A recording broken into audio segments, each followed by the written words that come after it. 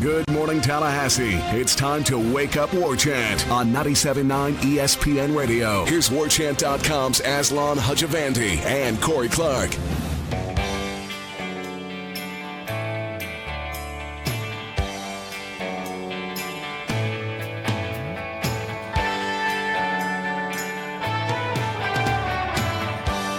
Welcome on into your Hump Day edition.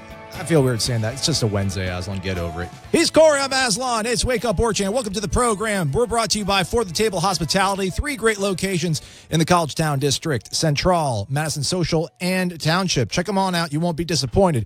Corey, ta-da! That's a great surprise. There you go, man. That was it. That was a the surprise. guy said my name. Said your name, man. Who do you think that guy is? Because he does the Seminole Headlines intro too, or he did anyway, and he does the commercials sometimes. Where do you think that? You think that guy's a Tallahassee guy? Just some dude probably like in Charleston, South Carolina, who just wakes up in his boxer shorts, goes into his spare bedroom. He's got a cool voice. And just mics, just voices stuff and just collects the checks. Like the dudes that do the movie trailers. Yeah. In a world. Right. One of those guys. Yeah. So that's a good, what a life to have been blessed with a voice like that. Right on. So, that's, there we go. Equal billing. That was the, thank you, buddy. The surprise. Well, I mean, I didn't really have anything. He says your name first, but obviously alphabetical. By first name. Yeah. Well, yes, of course. Yeah. Nice. All right.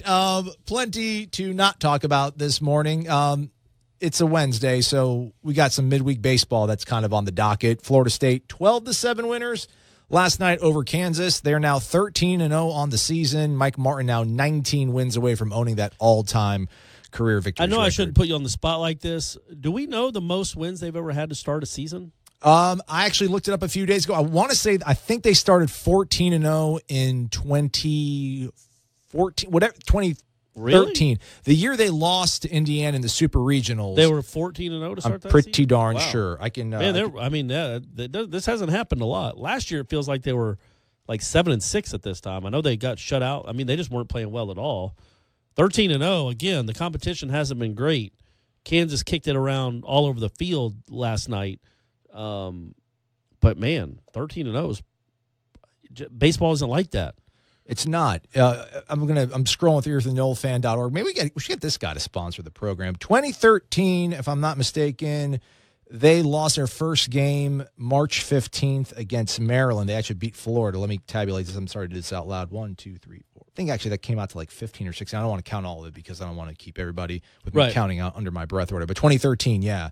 And that was the season they lost to Indiana in the Super Regional. They started out red hot. Yeah. Well, that's interesting. Jameis Winston was a member of that baseball team. Yeah, and I was looking at actually opened up the media guide when I was in the press box last night, and I was just kind of looking at some historical stuff or whatnot. I didn't go back and double check that stat, which I should have, but I noticed. I think. Well, I put you on the spot. That was no, it's fault. fine. I mean, I'm supposed to know these things. It's part of our job, Corey. I'm supposed to. And we don't even know if that was the record, but they. Right. Well, I'm saying this is their best start since 2013, yeah. Which I hate doing that. That's the worst stat. I hate seeing that stuff on ESPN's bottom line. It'll do things like whatever, I don't know, St. Mary's, a 10 seed, their highest seed in the NCAA tournament since 2012. It's like, that was 6 years ago. Yeah, it's not that big a deal. It's not a huge deal. So it's like when Leonard said they hadn't, that game against NC State was the first time they hadn't made a three-pointer since some game in like 2016. It's like, well, man, that's not that long ago, man. That's 50 games ago. So, yeah, again, they're off to a really great start. 13-0. Cal Raleigh is kind of off the schneid, if you will. He's had a really good week. This past 4 or 5 days, if you will, in terms of the weekend set they had against Asheville, and then now taking down Kansas. But I guess this is where is this where the rubber meets the road, Corey? ACC tournament play. It's going to be freezing in Winston-Salem. I think it's going to be 40 degrees on Friday. Oh, is it really? That's not good. That's probably not going to be fun for anybody to hit in, including the Wake Forest hitters. No, I mean, yeah, I guess. I certainly don't expect them to be undefeated when they come back from Winston-Salem. I just think your first real road trip, that was like a day trip when they went over to Jacksonville or whatever. This is your first real road trip with a bunch of young dudes. I just don't – and Wake Forest is a capable team. It's an ACC team. They have real pitchers, real hitters. You can't expect to go up there and sweep a team on the road. If you win 2 out of 3, it's a success going into Florida. But, yeah, you're going to know a little bit more about where your team is. I think, again, more than anything pitching-wise after this weekend. I still think you've got you've got a lot of guys that have shown a lot of flashes, but now is the time you start kind of figuring out what the roles are in the bullpen. Who's your sixth inning guy? Who's your eighth inning guy in a close game? Because from here on out, there's going to be a lot of close games. Who's going to be the guy you depend on to get you 6 outs? Who's the guy you depend on to get you the last 3 outs? Who's the guy that can pitch twice in a weekend? All that stuff, I feel like they've played 13 games now. They kind of have a better feel of where that is. But, through 13 games, it's not like you'd ask for much more. The offense hasn't been great by any stretch, but they're still scoring runs, and they're going to score runs. They're also going to have games where they score 1 or 2. That's just the nature of baseball. But by and large, over the course of the next 40 games, they're going to score more runs than most anybody else in the conference. Right, and a guy like Jackson Luke will probably he'll turn it around, yeah. Yeah, but the thing I'd worry about Luke is not so much the batting average. I wouldn't get caught up in that. I know the OBP, but he's not even really getting on. It's not great. Yeah. It's like in the 360s, which is good for a normal person, not good for a Florida State player. His slugging percentage is essentially 362. He needs to be a guy that slugs over 500. He's a guy that hits doubles and home runs and is a big bat. He's not a singles and a punch and Judy hitter. That, to me, is where if I was worried about anything through 13 games, and I'm not, it is about 50 at-bats, 60 plate appearances, is where's the power? Why aren't we seeing more extra base hits? Not just out of Luke, but out of the whole team. But if you're going to talk specifically about Luke, that guy's an All-American candidate, and he has a chance to be a Major League Baseball player as a hitter. He's a very good hitter and has been. You got to start making some impact with your bat. Yeah, Drew Mendoza needs to stop hitting RBI singles. Come on, get like how about a home run or a double off the wall? Yeah, even on. That too. I know that we're joking about that. We are. But, that was a joke. But he has 3 extra base hits this season in 13 games. That's not the Drew Mendoza that they expect, because you're not going to just keep hitting singles. I mean, you're going to have to. That just doesn't happen. He's not a singles hitter. He's a power hitter. The average is going to go down. You can't expect every ground ball you hit to sneak through. He hasn't put a lot of great swings on the ball where he's hit balls off the screen. He's got really good opposite field power. He hasn't shown that off yet. I think 2 of his home runs in Omaha were to left field. He's got really good power to the opposite field. He hasn't really shown that yet. So that would be a little bit of a concern too if I'm Mike Martin Jr., just wondering about what kind of offense I'm going to have. Those 2 guys, Cal Raleigh's come around and really produced with some big extra base hits. Those 2 guys you're still waiting on to produce with extra base hits. Because, again, Mendoza's not Shane Robinson. He's not a singles hitter. He's a guy that's a doubles and home runs hitter. And the fact that you're 13-0 without really Applin doing much, Luke doing much, Mendoza only having 3 extra base hits, to me, that's a really good sign. Yeah. Not a bad thing at all. I mean, again, you're 13-0. And then I think when you talk about the pitching, obviously, the plan 11 said was for Clayton Kwiatkowski to go 2 innings. He made it into the 4th, but ran out of steam quickly. I think they got a little greedy with him in the 4th, yeah. Yeah, he surrendered 2 home runs. Kobe Johnson then came in, and he had 1 inning where he struck out 4 in 1 inning because there was a swinging strike 3, but it was a wild pitch, so right. The batter was able to get on base. Another crazy thing happened in that game was a 2-5-3 putout, so there's another swinging strike 3, and I guess it was foul tipped off or whatever. And Cal threw the ball to third, who then threw the ball to first to get the out. Oh, because he was throwing it to third, thinking that was just after a strikeout, you throw it to third. I don't know. I don't know if it was that or if it was he was afraid of runner interference, like he wasn't going to be able to make the throw down the first baseline because the way the angle was of him having to field the ball and throwing it to first base. But yeah, I mean, I think you were right actually because he threw it to third and he turned around instantly and threw his hands up in the air and was yelling at the ump. Caught it in the air, thinking he caught it in the air and the umpire didn't. But yeah, so that worked out. That was a bizarre thing. Heady by Mendoza to throw it to first. Well, it was Durr actually. Durr was in there. Durr was in there? Playing at third base. So, yeah, shout out. But I think, like you said, those roles, I think, are becoming defined. I think it's going to be Jonas Galaro. He's your 3-inning guy if you need to bridge some sort of gap, and then maybe Kobe Johnson if Jonah's off, and then I mean, I don't know. I mean, Connor Grady came in and threw, I think, he came in with the bases loaded and worked out of that like piece of cake. So I think those are going to be the 3 guys. I know C.J. Van Eck was one of those really highly touted freshmen that people thought were going to maybe carve out a spot. He's like 6 innings and haven't given up an earned run yet. Yeah. But he's only pitched twice. Yeah, not a bad thing. But I think they're obviously they trust Galaro and Kobe. Gee, man, Kobe was throwing. He threw like 94 and then dropped down to 74 on the very next pitch. Yeah, and he gave up a home run. He gave up his first runs of the year, which is going to happen. If you're around the plate against real hitters, occasionally they're going to run into one. He also struck out 6 in 2.2 innings. He struck out 22 now in 8 2/3 innings, which is almost incredible. I don't remember a Florida State pitcher ever having something like that through 8 2/3 innings. He's recorded, 26 outs, and 22 have been by strikeouts. That's incredible. It's a good sign moving forward. Pitching staff is in good hands. I don't know, pun intended or and they not gave intended. up some unearned runs in that game. I know you're going to look at the 7 runs and think they had a left fielder that doesn't normally play left field, dropped a fly ball, the second time in 4 games that's happened. And then a third baseman, Nick Durr, that's not Mendoza, made an error. So I think 3 of those runs were unearned off the Florida State pitching staff. I mean, they pitched pretty well for the most part, and they're not walking a ton of guys. Again, Noles 12-7 winners over Kansas. They'll start ACC play Friday at Wake Forest. And we're going to take our first break of the day. When we come back, though, trigger warning, everybody. Trigger warning. Trigger warning. Jimbo Chronicle talk, perhaps. But some other weird coaching news from across the country that doesn't even involve football, but we'll tie it to football maybe. Right after this, here on ESPN 97.9 Tallahassee. Darn pop-ups and video ads. Are you wasting your time again on clickbait FSU updates that are bloated down with ads? Yeah. And after crashing my computer, the information isn't even up to date. You're on warchant.com. What's really going on with the Seminoles? For the real scoop, you'll need to get your own War Chant subscription. What's it cost? Free. There's a 30-day trial offer right now. You know I like free. Sign me up. Use the promo code WARCHANT30. That's WARCHANT30. Nobody has more accurate and timely information on the Noles than warchant.com. Warchant.com, your ultimate Seminole source.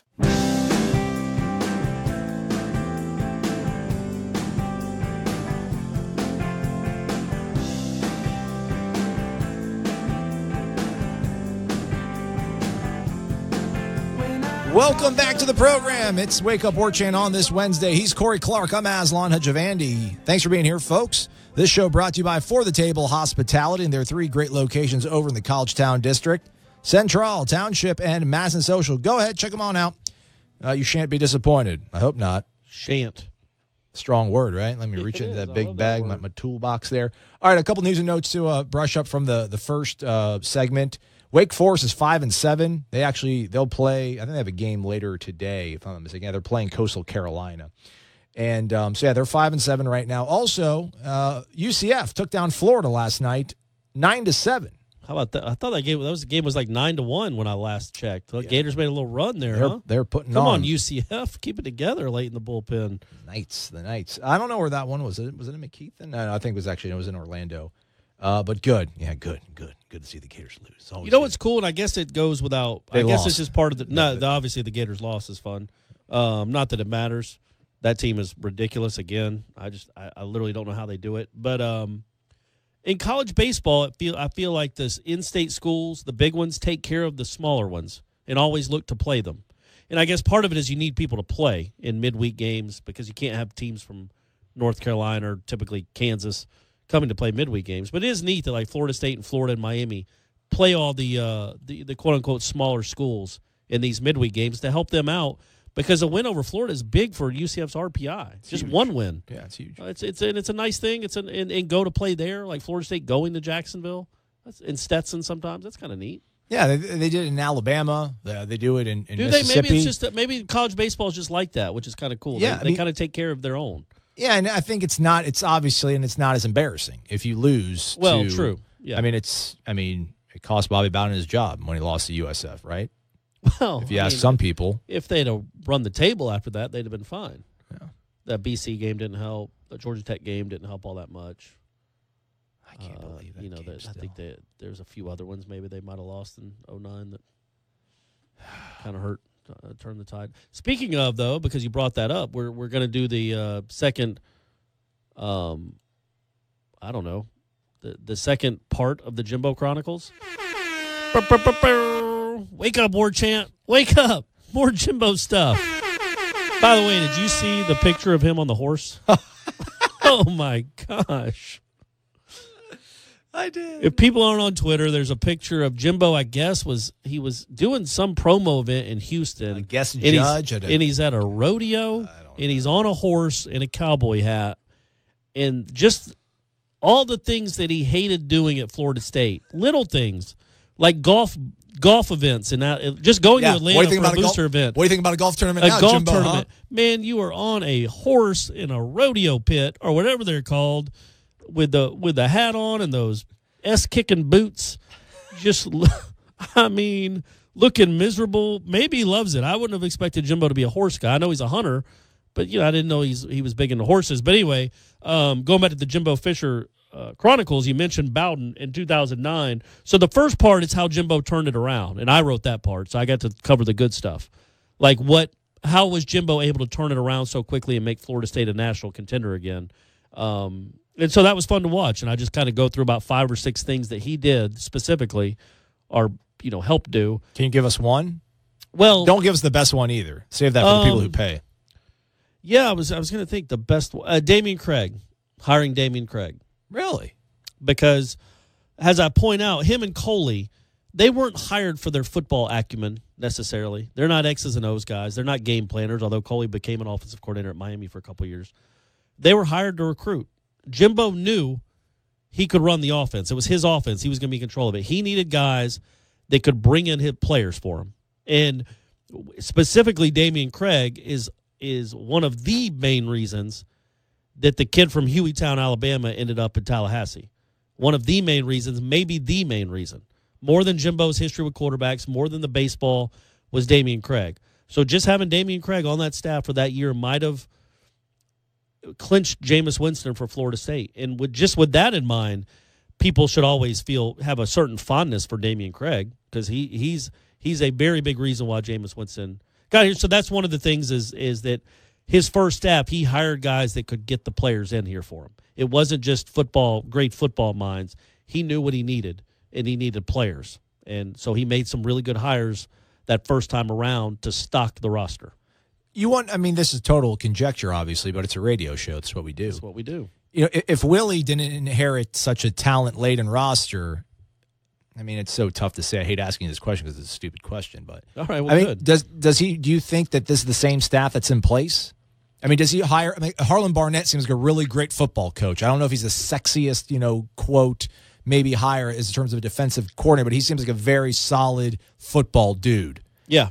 If this was a 2009-10 churn where he's got to get 5 stars and studs all over this roster to start competing once again, do you think that probably some of these guys aren't necessarily on the staff? No, I think this is about the staff. There were a couple guys he went for and didn't get, but I think he's really happy with the makeup of the staff in the sense that it's a combination of, Harlan Barnett might not be the best. I don't know if he's a great recruiter. And I'm not trying to dog him. I'm not trying to dog him at all. I like him. I like to hire a lot. Mark Stoops wasn't a sexy hire, but you got the guys that could recruit to bring in the players that he needed. Just like you've got guys on this staff now that, I know this sounds like a pejorative, like I'm dismissing their football acumen, but they're on staff because they can recruit. That's what they're here for. Like 3 or 4 of these guys, just like on Jimbo's first staff. That's true. Right. And you need a combination. You can't just have great coaches that can't recruit, and you can't have great recruiters that can't coach. You need a combination of both. Hopefully they both can do it. They can all do it. They can do both of them, recruit and coach. And with that in mind, I think this is kind of a perfect. I think Willie Taggart is really happy with his staff. I do. I think the makeup of it, the diversity of it, the fact that you've got some guys that have been with him for a long time, some guys he didn't know at all, some guys that are great football minds or up-and-comers, some guys that have proven it in the Big Ten like Harlan Barnett at a big-time school. I think it's a really nice mix of everything. Jimbo didn't have quite that. I don't think Jimbo had that as good a mix when he started as Willie Taggart has with this one. No, there was no youth. I think DJ Elliott was his young. DJ Elliott and Coley and Craig were the hip guys, the cool, for that staff anyway. And they worked well together. And again, you look at that 2013 team, well, man, that 2011 recruiting class was a monster. It was the number 1 class in the country. It had, just Devontae Freeman, Wilder, Carlos Williams, Nick O'Leary, Trey Jackson, Kelvin Benjamin, Rashad Green. It had 14 starters on the national championship team were from that 2011 class. In the 2012 class, you add Jameis Winston and Mario Edwards and Ronald Darby and P.J. Williams. So, and all those guys were recruited by the likes of Damian Craig Eddie Gran, and James Coley. That's a big deal. I mean, those guys have their fingerprints all over that recruit. Even though none of them were there, they all have their fingerprints on that national championship team. And Jimbo deserves credit for putting together a staff that can recruit. That could recruit like that, because that 3-year stretch of recruiting from 10, 11, and 12 is about as good as Florida State's ever done. Which is proof in the 29 guys that were drafted. Was it much ado about nothing when Craig was like stealing signals in Pasadena? Well, that's what the point I make when I talk about how important he was is in the relationship he had with Jameis. I don't know if you know. I assume most people know this, but I don't know. So when the game ends, that's the first person he's looking for. He is sprinting across the field. He's going, "Where's Coach Craig? Where's Coach Craig?" Yeah. And he also knew, because you can hear Kelvin Benjamin on the sideline saying, "Coach Craig is stealing our plays." Yeah. So, and that's when the towels went up. So he also was aware of what they were alleging that Damian Craig was doing, and that mattered so little to Jameis Winston that he doesn't want to celebrate with his teammates. He doesn't go hug Jimbo Fisher. He doesn't go hug Nick O'Leary or Aguayo or whoever. He wants to go run across the field to hug a coach that just had his heart ripped out because his alma mater lost in the last 9 seconds of the game where he was the coach. I mean, he was 9 seconds away from being a national champion. And Jameis Winston, not really maybe thinking about how heartbroken Damian Craig might be in the moment. That's how important Damian Craig was to him, is that the first person he wanted to go hug was Damian Craig. Well, I think wasn't part of that. Doesn't that show you how close they were? Yeah, no, for sure. Yeah, that's proof positive right there. But I think some of it, also wasn't the whole. Obviously, there's a lot of factors that came into Jameis Winston choosing Florida State. But I think part of the thing was, Craig kind of told him, "Listen, you can come to Florida State, you can win a national championship and bring this team back." I mean, I think that's the thing. Like he actualized the vision that he not only had for himself, but that Damian Craig had for him. So I think it was one of those things where he's just thinking, like, listen, this man told me it was going to happen. I want to go. Because I think maybe more than Jimbo telling. I mean, Jimbo, I'm sure, sold him on, quarterback whisperer. Right. You can be the next great thing in the NFL once I get my hands on you. But it felt like Craig probably had that sort of relationship where, like, listen, kid, like, you come here, man, you can do something special. And he's like, listen, I accomplished my goal that you set out for me. Like, I mean, that to me, the fact that he wanted to go celebrate with Damian Craig again just says everything you know about how important Damian Craig was in his life at that moment. And Damian Craig played for Jimbo too, so he could tell at the other school, he could tell Jameis, man, this is how he's going to be. He's not going to be easy, but he can make you a star and he can get you in the NFL. And I know for a fact they were telling him, because remember, baseball was an option with Jameis, obviously coming out of high school. He would probably have been, if he'd have said he's going to play baseball for sure, he'd probably been a second or third round pick, probably gotten $800,000 or whatever. But they made a point of showing him what the number one quarterback in the draft gets paid. And it's like $25 million. Sam Bradford money. Yeah, well, that was before they made the salary cap change, so it wasn't that quite kind of money, but that's what they showed to Jameis to get it convinced. That was one other thing that convinced him to come to Tallahassee is like, man, you can go play baseball, sure, fine. Have fun with your $800,000. Or you can come here for 3 years and get $25 million. Yeah. And that's what they thought he was going to be, even as a high school senior. They had visions, realistic visions of him being the number one pick in the draft. Trent Dilfer did. I mean, you see like the Elite 11 thing. Elite 11 thing. He Trent loved him. Dilfer's like, I want to adopt you. He loved him. I should go back and have. I think most people that coach Jameis end up really liking the guy. I don't know about Dirk Cutter. Makes you look good. Yeah, he does. All right, let's step. God, I can't even talk there. Let's step aside for a break. When we come back, what I teased in the previous segment, we'll talk about in the next segment. Oh, sorry, man. Was that my fault? No, Did I go too long? It's good. We talked about football. Listen, this is the thing, Corey. I know you got to talk about everything, and I care about everything. But, man, the people want football. We got to give the time. People football. We only got, 7 months until the season starts? Why you got to look at it that way? Why can't you look at it like 6 months, we baby. have 2 weeks until spring football starts? Why can't you look at it that way? That's what I meant. 2 weeks till spring football. We'll get through the positive lens. Wake up, War Chant. We'll be right back. You're locked in to Wake Up War Chant on 97.9 ESPN Radio.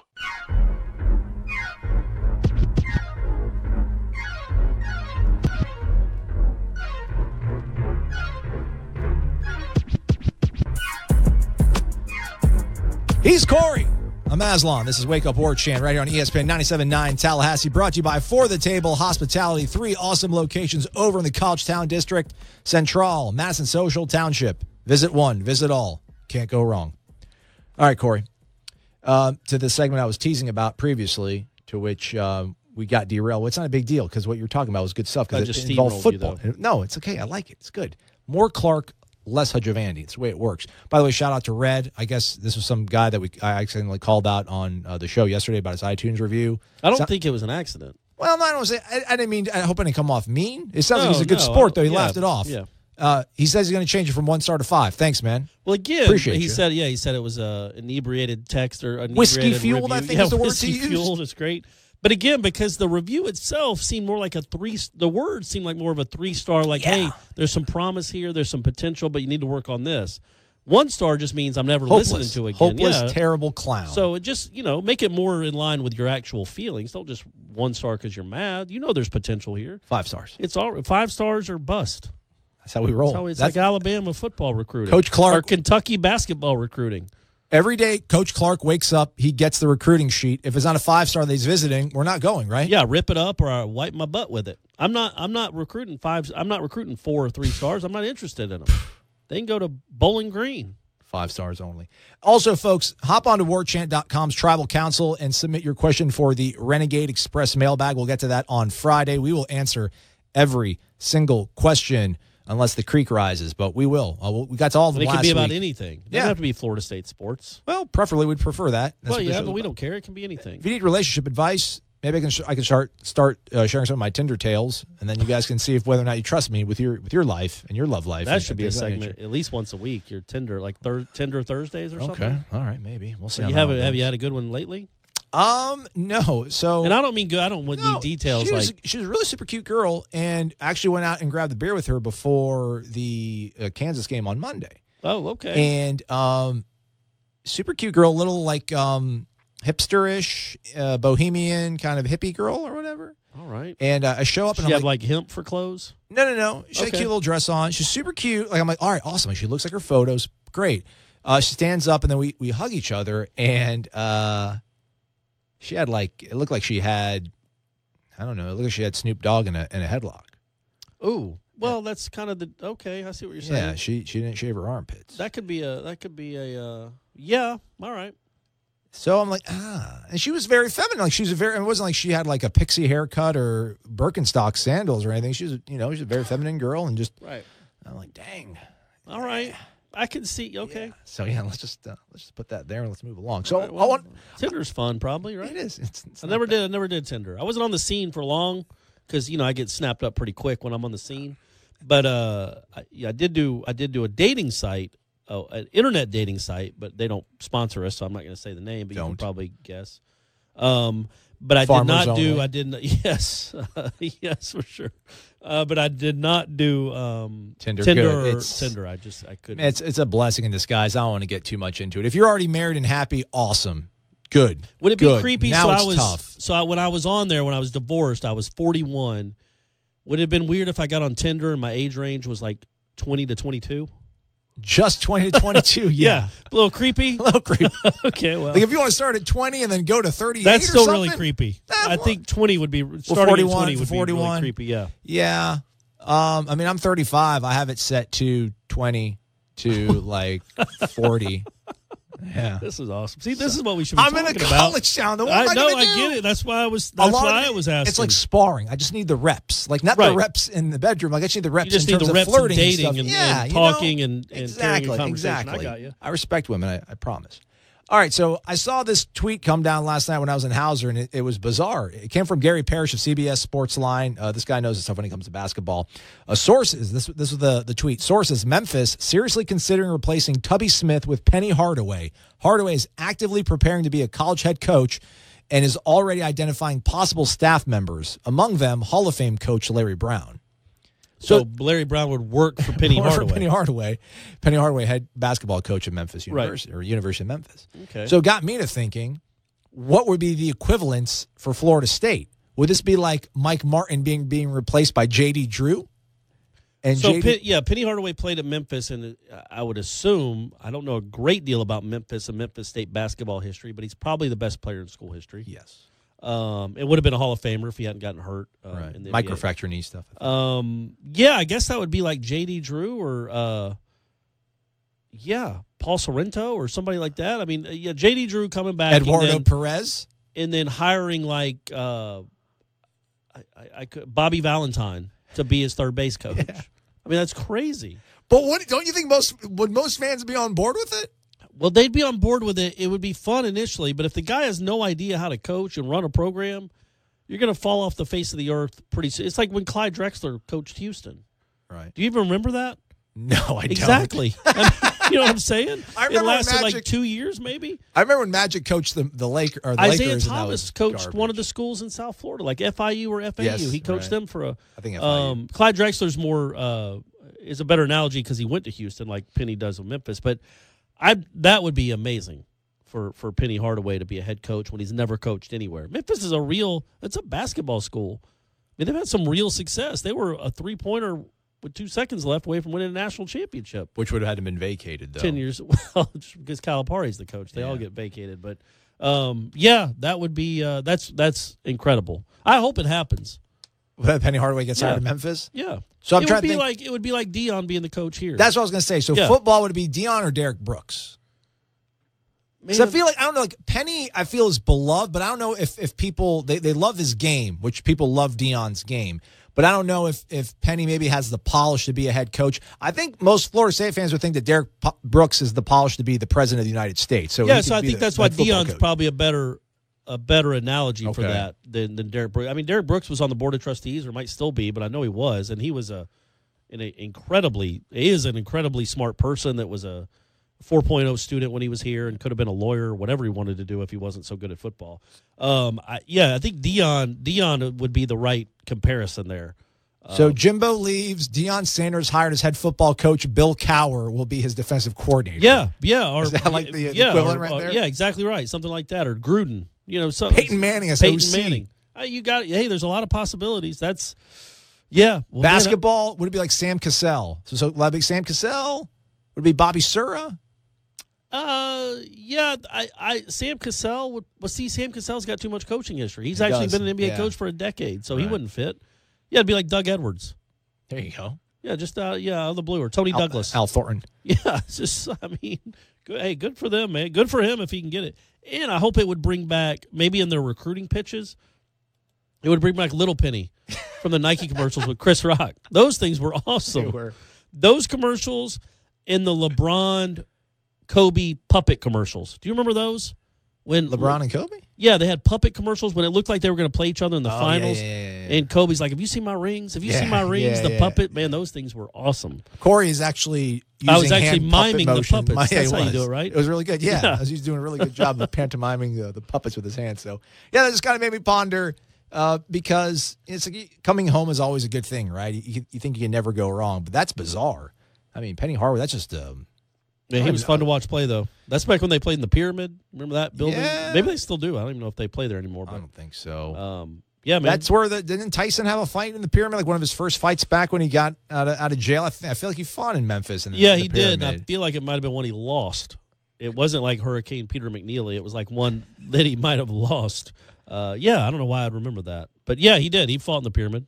I'm going to look that up during the break. I remember those things as you're Corey Clark, man, and your mind is filled with all the sports knowledge. We still have to call out the nation at large for a trivia throwdown at one of the 3 locations that For the Table owns. All right, we made it through 3 segments. Stick around for one more. It'll be good, hopefully. It usually is. He's Corey Maslon's Wake Up War Chant. We're coming right back after this. You're locked in to Wake Up War Chant on 97.9 ESPN Radio.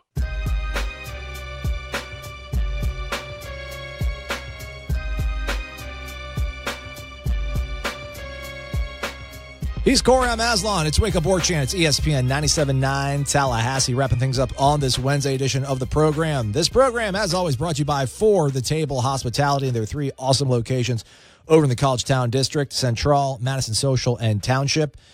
Maybe you'll see me there one day. Maybe I'll see you guys there one day. So I should be going there. Maybe on a Tinder date. Maybe. Ooh, I should do that. Yeah.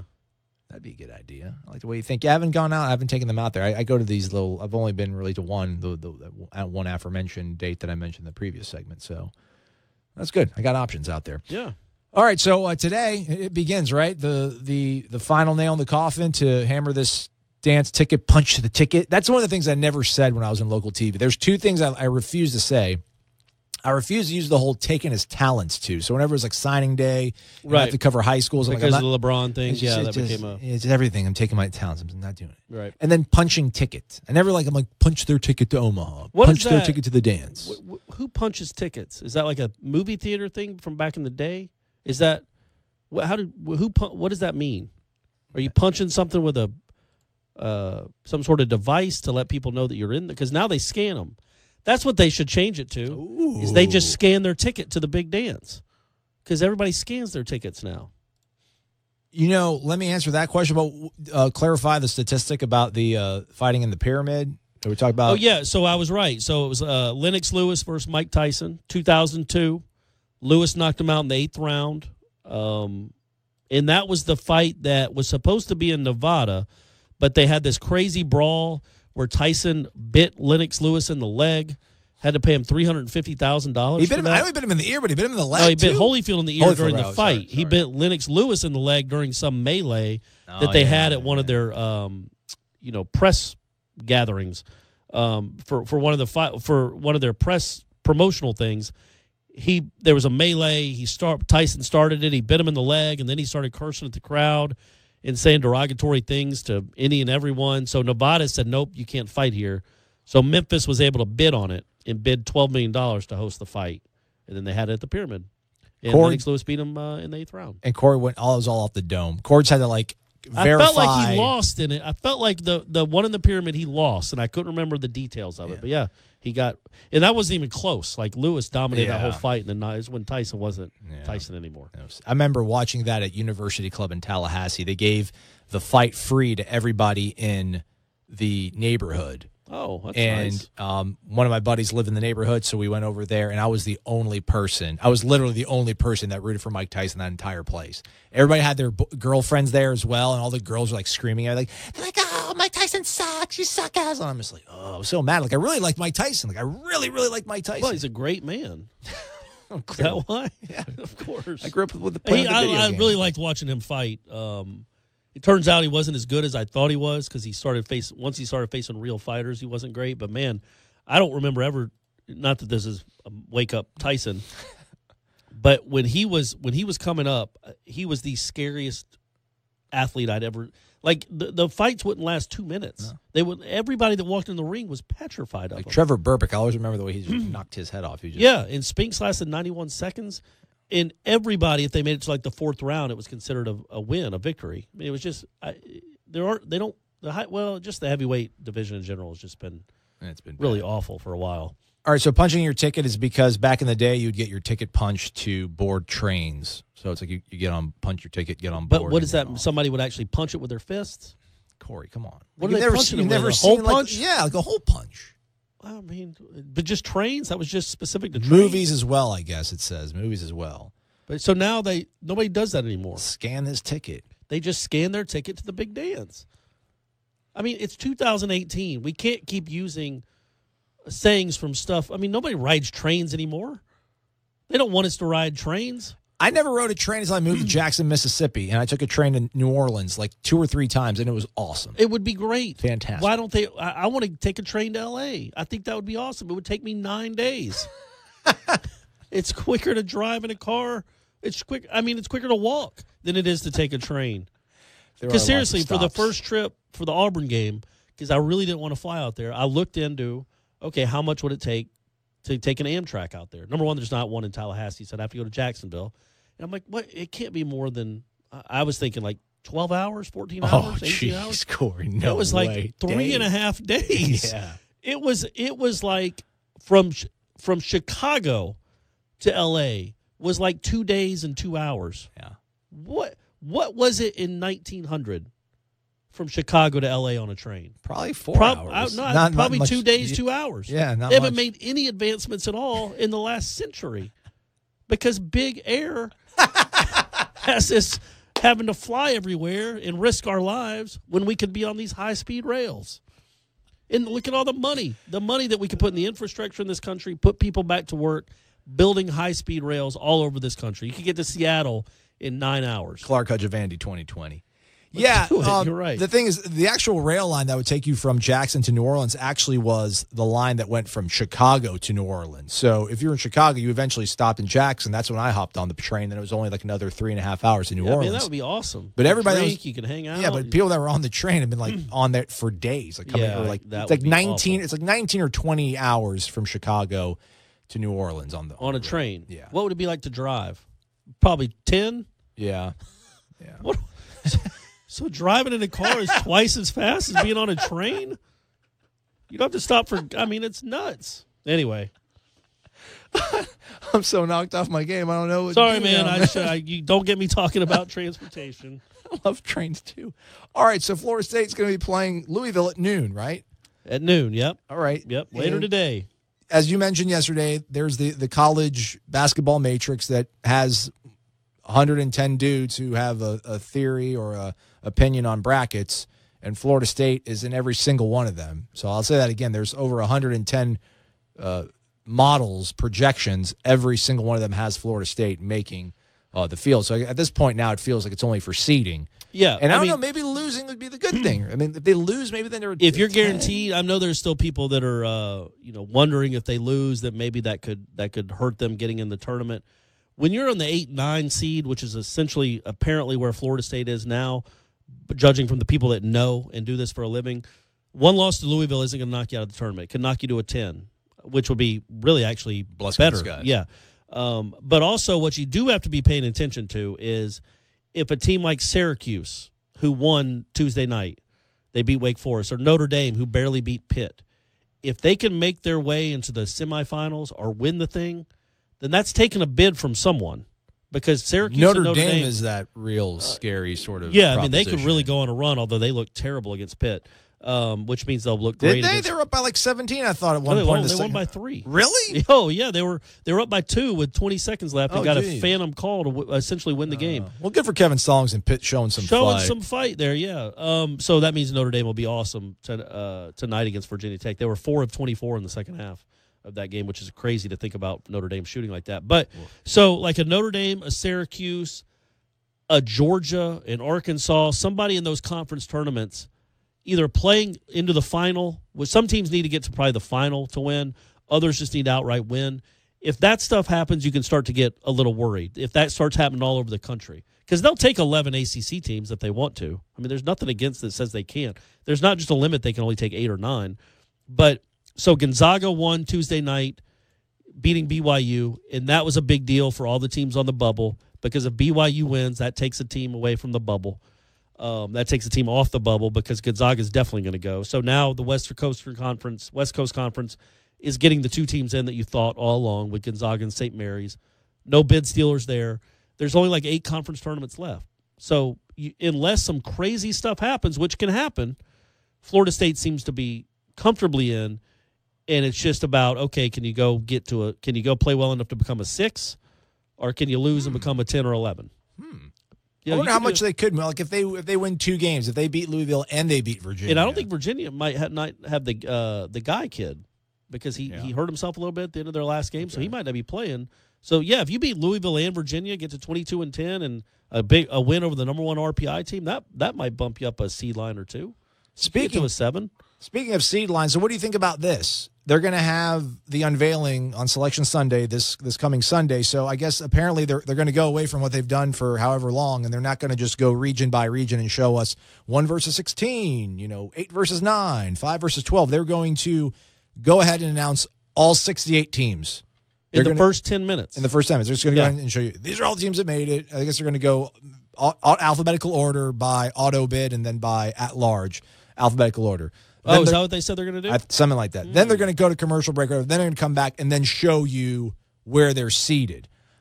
I don't know. It doesn't really bother me that much, but basketball Twitter, college basketball Twitter is up in arms over it. Well, I want to see what it's like. I want to live through it once, and then I'll have a better opinion on it. To me right now, it seems kind of cool. Like, I think last year they didn't reveal the final bracket until 6:50, 50 minutes into the show, or 45 minutes into the show, because they reveal a bracket and then they talk about the bracket. Well, then you still got, another 52 more teams to go. You reveal another bracket. And so I like that I want to see. I want to see how it is. I think it'll be kind of neat to know right away, okay, I can stop watching now. Like if your team's on the bubble and you see that you're not in, you're like, okay, well, I can stop watching now. I don't need to see where they play. I think it takes some of the drama away, obviously, but it also well, because they always would do like East. Let's go to the East region right now, and they would show a school, right? They would show like that team that was kind of bubblish that actually made as the 8th seed, and like let's show you right now on campus in Tallahassee. And you see like, everyone starts clapping, like, yeah, I think this is gonna, unless they're gonna go, they're just gonna show all 68 teams, and they're gonna like boom, boom, boom, boom, boom, and start punching video remotely from Syracuse and Manhattan, Kansas, or wherever. Yeah, I don't think it'll be as good a TV show necessarily, or as drama filled a TV show, but I think it'll be.